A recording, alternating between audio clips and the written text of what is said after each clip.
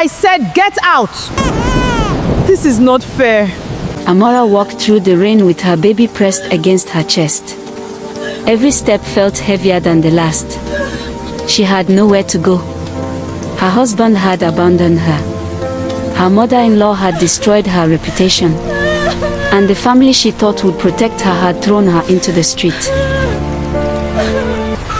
I'm sorry, my love. I promise I'll find somewhere for us. She pulled out her phone and called the only person she could think of. Pick up the phone. No. The phone rang. No answer. Ada.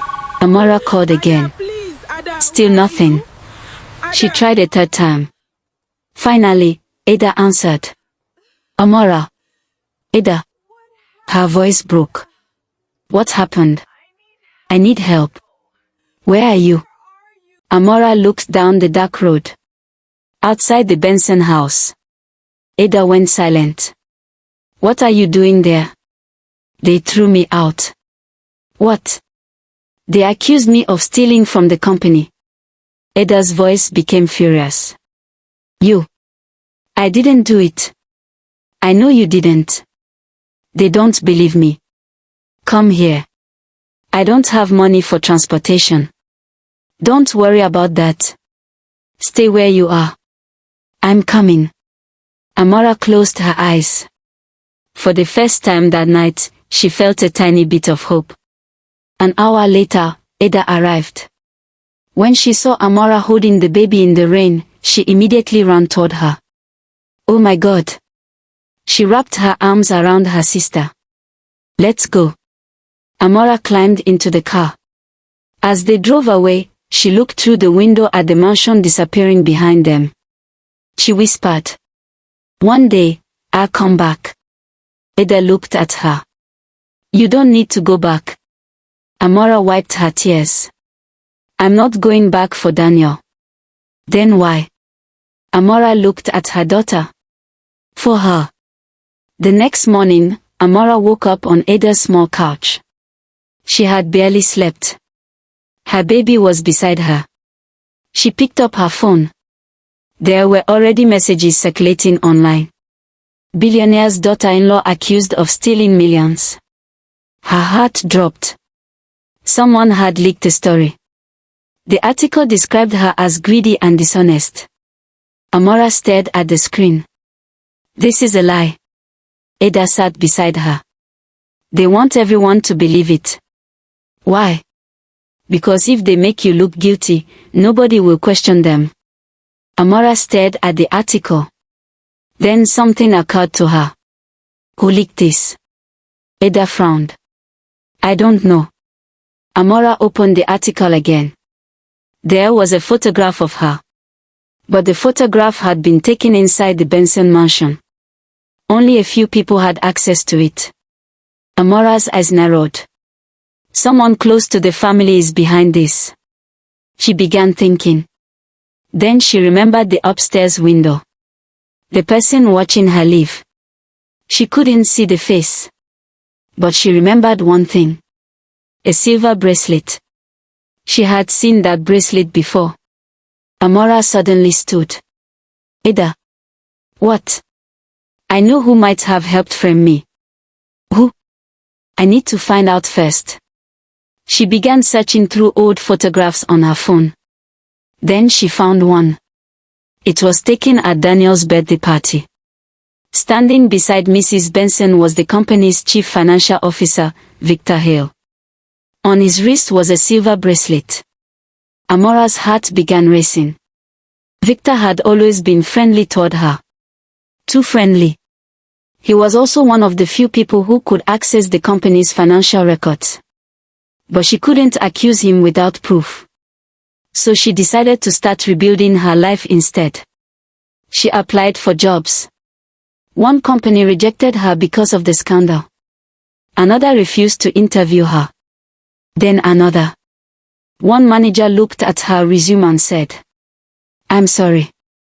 We don't want someone with this kind of controversy. Amara walked out without arguing.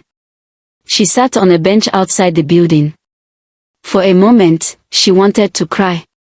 Then her daughter reached for her hand. Amara looked at her. No. She wiped her eyes. I won't give up. That afternoon, she saw a small businesswoman struggling with several boxes outside a shop. Amara helped her carry them inside. The woman smiled.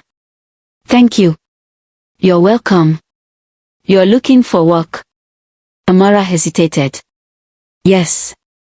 The woman studied her. My name is Evelyn Carter. Amara. What can you do? Accounting.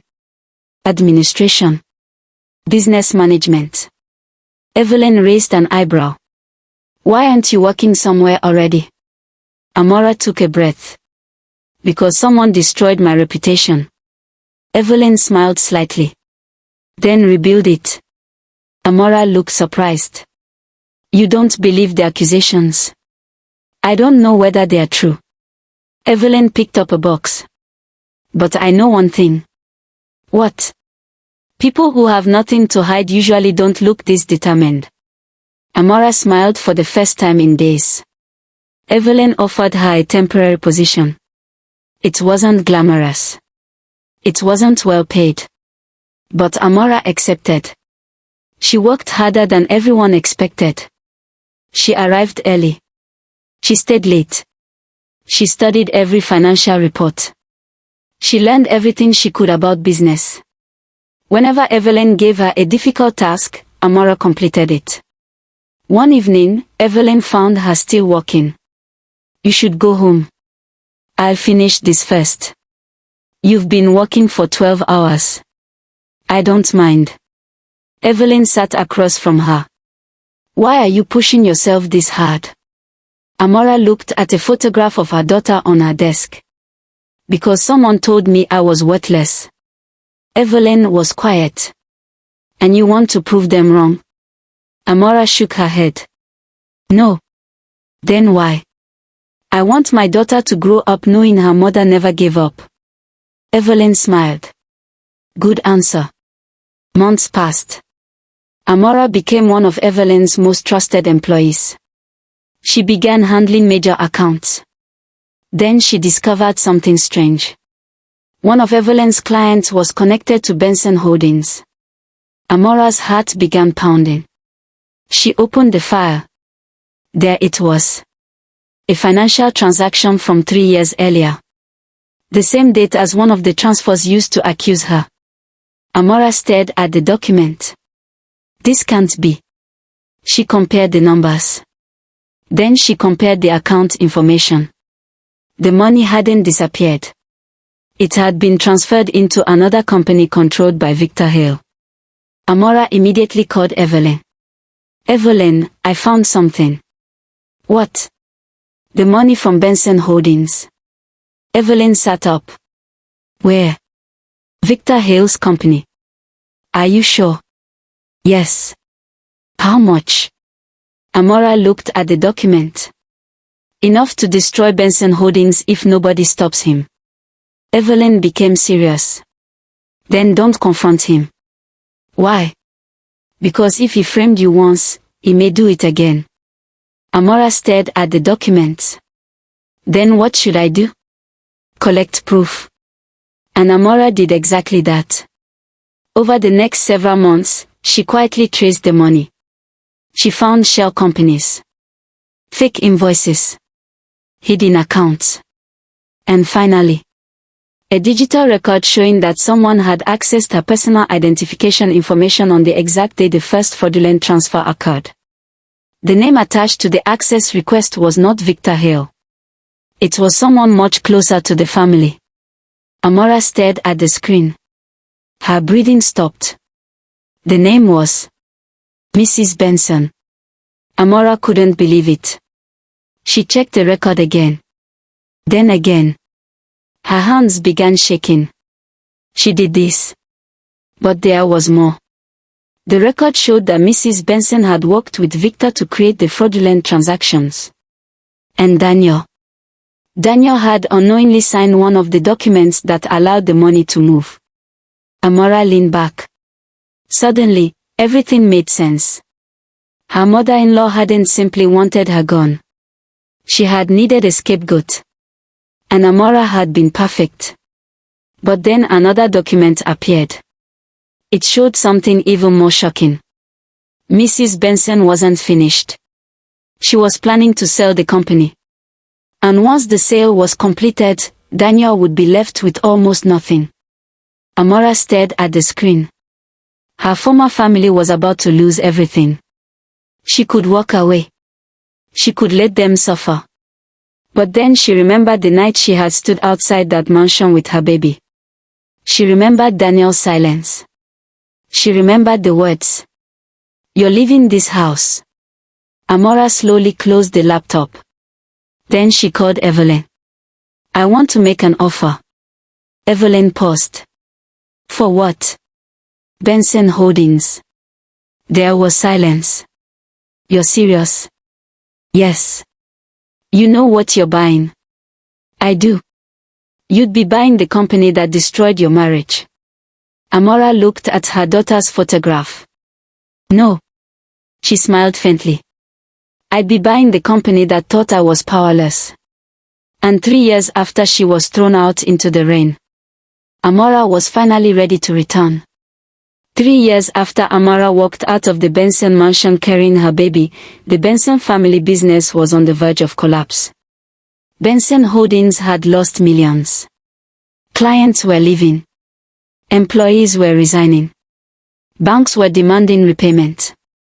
And Daniel Benson had no idea that the person about to take control of the company was the same woman he had once thrown into the rain. Inside the boardroom, Daniel sat across from his mother. "We can't keep borrowing money," he said. Mrs. Benson slammed a folder onto the table. "Then find an investor." "I've been trying. And everyone knows we're struggling." Mrs. Benson's face tightened. "We need someone with money." Daniel leaned back. "There is one investor who has shown interest." "Who?" "They haven't revealed their identity." Mrs. Benson frowned. "What do they want?" "Controlling ownership." She immediately shook her head. "No.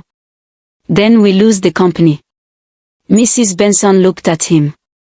"Maybe you should have listened to me 3 years ago." Daniel's expression changed. "What does that mean?"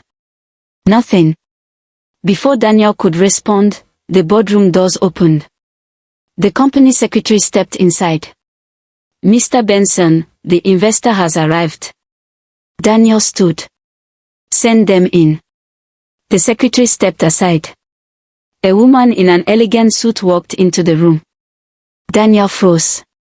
Mrs. Benson's face went completely pale. The woman calmly walked toward the table. It was Amara. For several seconds, nobody spoke. Daniel stared at her as though he had seen a ghost. "Amara." She placed a folder on the table. "Good afternoon, Daniel." Mrs. Benson stood abruptly. "You?" Amara looked at her. "Yes." Mrs. Benson shook her head. "This is impossible." Amara sat down. "Actually, it's quite simple." Daniel couldn't take his eyes off her. "How are you here?" Amara looked at him. "I was invited." "By whom?" "The new majority shareholder." Daniel swallowed. "Who?" Amara smiled. "Me." Silence filled the room. Daniel looked at the documents. "No." Amara slid the acquisition papers toward him. "Benson Holdings is now under my controlling ownership." Mrs. Benson grabbed the papers. "This is a lie." "Read the documents." Mrs. Benson's hands trembled. Daniel looked at the signature page. "Amara, you wanted to know what happened to the woman you threw out 3 years ago." She leaned back. "Now you know." Daniel's eyes filled with tears. "I didn't know what I was doing." "You knew exactly what you were doing." "No. You watched me walk out of this building with our daughter."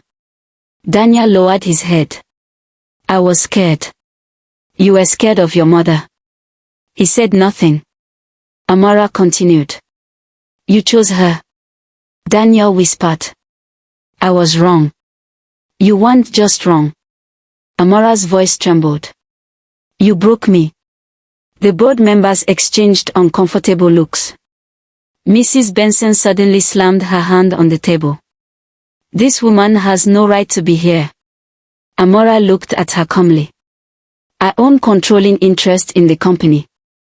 You're still the thief who stole from us. Amara smiled. Are you sure? Mrs. Benson stopped. Amara opened another folder. I brought something for you. She handed the first document to a board member. This shows the money transfer. Then another. This shows the fake invoice. Another. This shows the shell company. The board member's expression changed. Daniel leaned forward. What's this? Amara looked at him. The evidence that proves I never stole anything. She turned toward Mrs. Benson. And the evidence that proves you did. Mrs. Benson's face went white. You're lying. Amara looked at the board. 3 years ago, money was secretly transferred out of Benson Holdings. She placed the document on the table. The transactions were disguised using fake invoices. Then she pointed toward another page.